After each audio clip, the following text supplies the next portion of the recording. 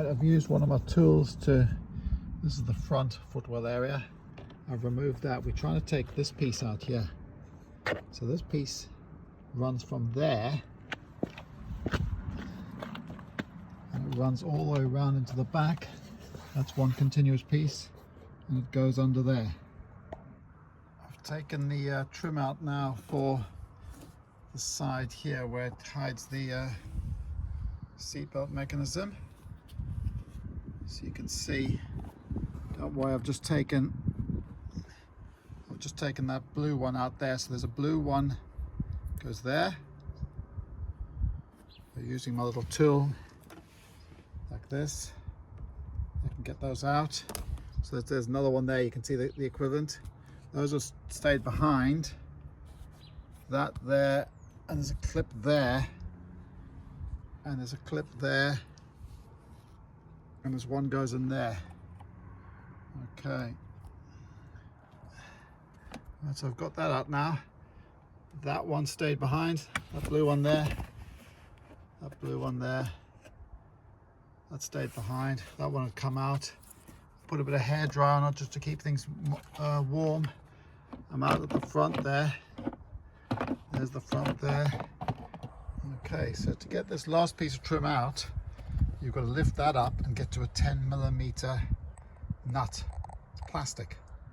Right, thanks to the original post on the Fiat forum, I can see, it's hard to spot, I'm going to try and put my finger down there.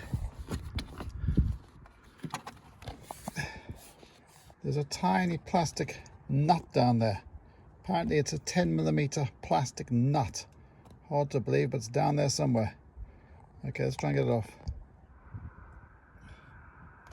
That's the 10mm socket in position. It's extremely hard to get to because you could try and bend this without snapping it. And I don't even know yet whether I'm going to get my ratchet in there.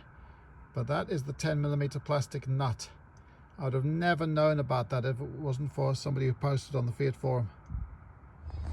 Right, to remove the back seat, it's held in by two bolts here. Obviously I've taken the seat out already, so take these bolts out, and then the other one's there, and then you pull. It's just held in with clips at the front. So there's another one over there. You put your fingers around the front of the seat, either side of this, and pull firmly, and it'll pull out, and then feed the whole thing forward and take it out carefully. Now I'm using a T50, and I'm going to loosen the retaining nut for the seat belt, the rear seat belt, and then I'm hopefully going to get this plastic trim further out. And that comes out like that. There's a clip on there, a washer, and it's like that. I put a freezer bag on this so I won't lose any bits, and tape it up there, because the last thing you want to do is damage your vinyl. And if you fall for this idea that this is leather, trust me, this is just vinyl. With the rear seat base removed, you can then start to pull this plastic trim far further away. Look how much I've got now. You can get way further away, and you can chock it there, and there's a clip there. So there's a clip goes into that. So that's giving me more space, and there you can see what I believe down there is the 10mm nut. This is the 10mm plastic nut. That it was actually only finger tight. Once I put the socket on, there wasn't space for the ratchet to work, so I just used my fingers. Now that I've got the area of the, what I'm calling the door threshold exposed, I can see the pipe. This is the pipe here to the rear wash wipe. Now on mine I can't see that an obvious leak. I've noticed photos on others that there are leaks and you can see them. Okay, so based on other people's experiences on the Fiat forum and others, they had a leak around here somewhere and you could actually see the leak. So for bearings, this is the back seat here. The leak is there somewhere, but on mine it's not. I've just fired it up and had my wife push the rear wash wipe. A little bit of water came through, but I could hear it flooding, and I'll show you. It's coming from that area there. So on my car, it's flooding somewhere at this. This is some sort of junction point. If it is, I could actually hear the water gushing away here. So then the water must have migrated its way from here backwards and has soaked the rear footwell. Would explain why. I reckon this is probably faulty from the day I bought it second hand with a 1-year warranty, and they couldn't find a leak anywhere. I don't think they did a very good job, because it's the wettest car. I told them it's the wettest car I've ever had in my life. But sadly they were useless. So now I'm going to have to take this piece of trim out. It's held in around here. You'll find just there, there's a, take that off, and there's a screw underneath it. And there is now the water. You can actually see the water's there. There's the water. It's in the rear footwell, but it actually started towards the front. I've got the car angled up, fortunately, so the water is actually now flowing to the back, and this area here is just sopping. Absolutely sopping wet. You can see the water down there. All that water. Thank you very much, Fiat main dealer, for not sorting your problem out when it was under warranty. Absolutely hopeless. So my leak is somewhere in this junction box in the front passenger door sill area.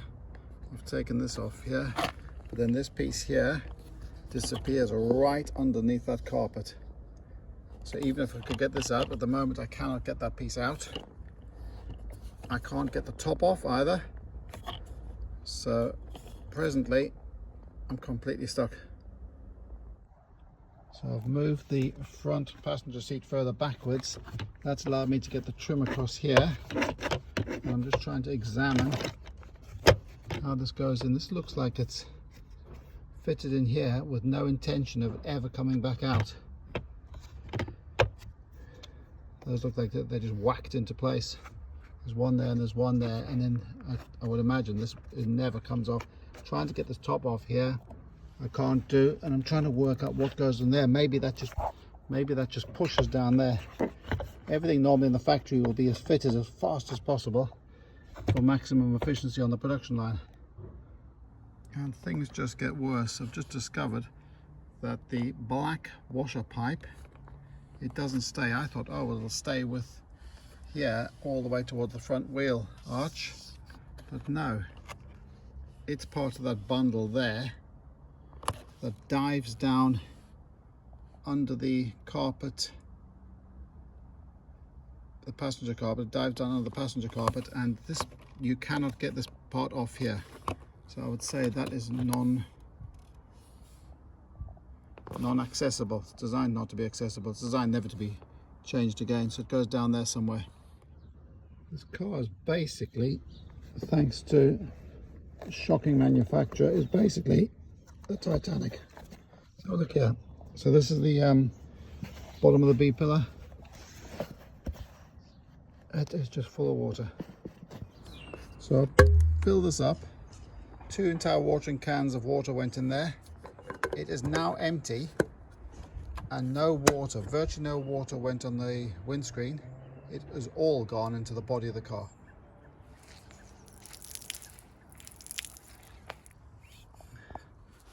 Masses more still in yet. See there. Okay, because the car's up at a bit of an angle on the curb here, the water can flow to the back.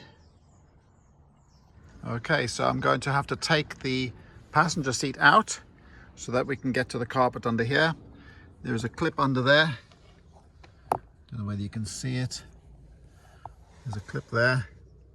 So disconnect the battery. I've disconnected the battery for about half an hour because there's an airbag inside the seat and we don't want to accidentally deploy the airbag. And then let's see if we'll disconnect the connector now, and then there are four Torx bolts will need to be taken out. Once the seat is out, I folded the seat forward a bit like that, but all the way forwards so it could get out, and then get it out carefully, because there are, you don't want to scratch your dashboard or something crazy like that. That, of course, as you can see, the connector, it's just so you want a reference point. That connector looks like that, like that. Obviously we have mold and all my stuff. That's a locating pin, so that doesn't have to come out. That's just so it can sit nicely. And then we can lift the carpet up here, and this is lifting the carpet up. You can see the moisture on the floor. This is where my leak has been.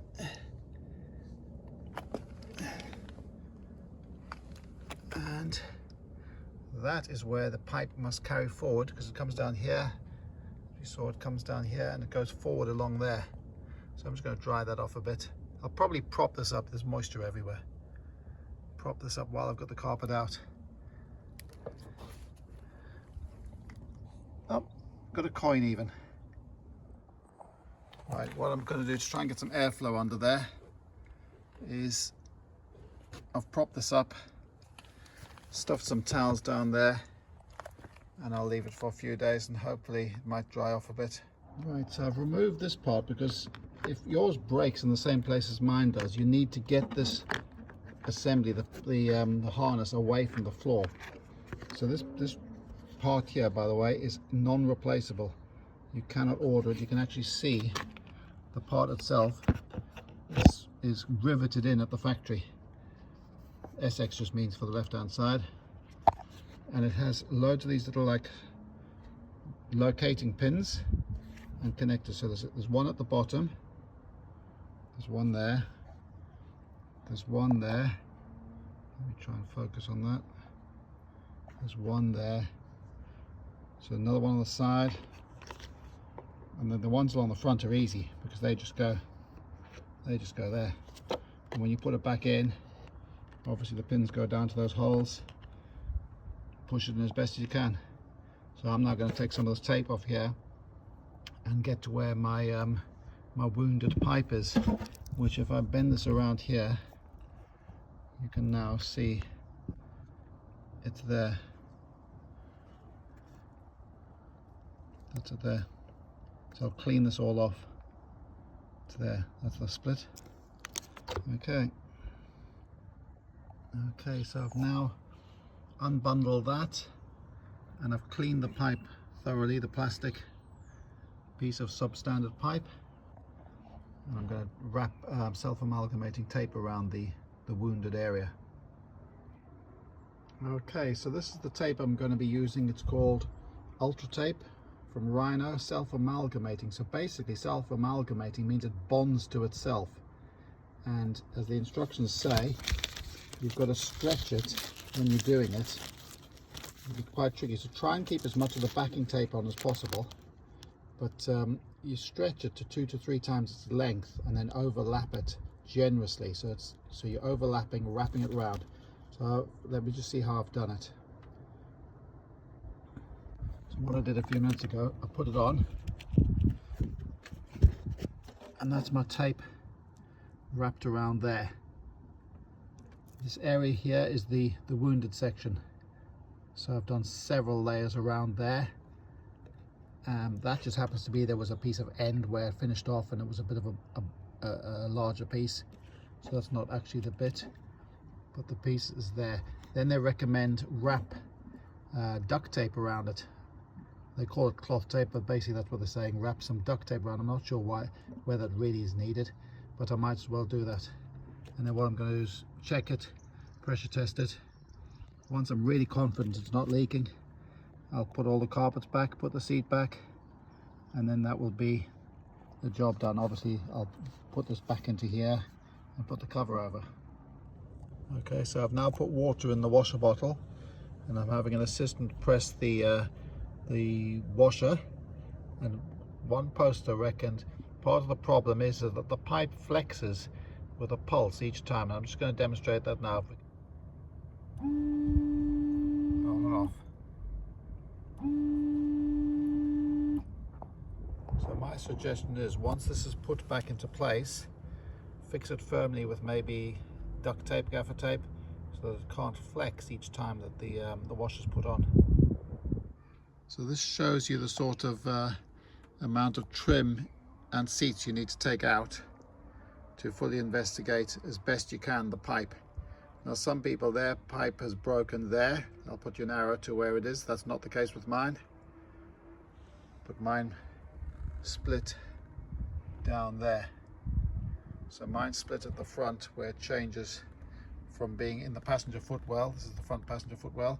It then travels up and then onto the sill. That's where mine split. So that trim needs to come out there. That'll be the first piece that needs to come out. So what I'm going to do now is going to show you the pieces of trim and where the connectors are. This is the main trim that acts as the front sill. It goes up to where the seatbelt area is here, and then that's the back part of it there. This is the trim for the front passenger. It'll go like that. That's where the trim is. It attaches up under the A pillar there, like that. It's got a clip that's going to go in there. It's got two of these. These presumably go into that channel system again. Another two there.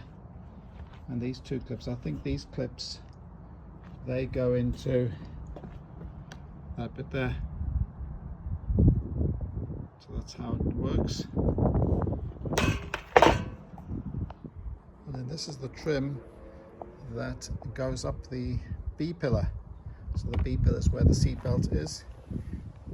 I take it one of these has fallen off because there's not one there, so I'll have to look for it. Or if it goes spare, that goes in there. Those go into the blue things that are in the B pillar. And now that clip at the top is different to that one. One's vertical, one's horizontal, and then that will mate up like so with that. So I've taped this in position now. Make sure nothing's getting trapped. I'm going to just check it again one last time before I put everything back in case something's gone wrong with the pipe.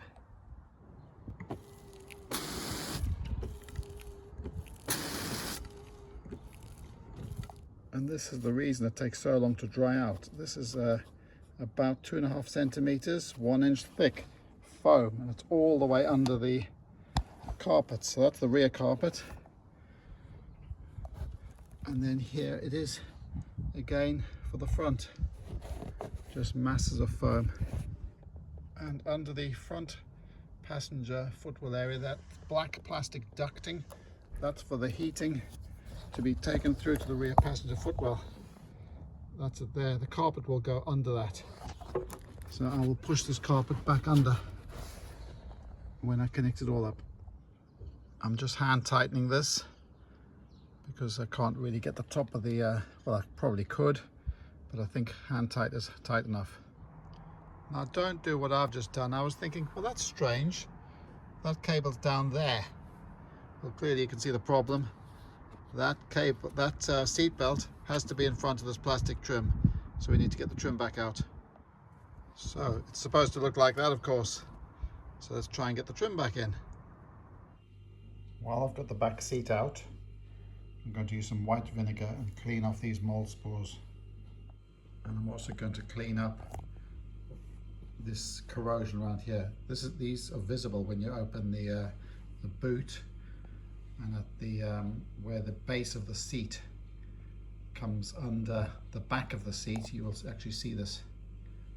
So let's get that clean. And that's where the two bolts that hold the back seat in go through there. And look how nicely that's cleaned up within seconds. You can get an idea of how damp this car has been by the level of corrosion. This is the base of the back seat. Corrosion there, corrosion there, there, there, even there. So now that this trim's back in, it's now time to put the seat back in.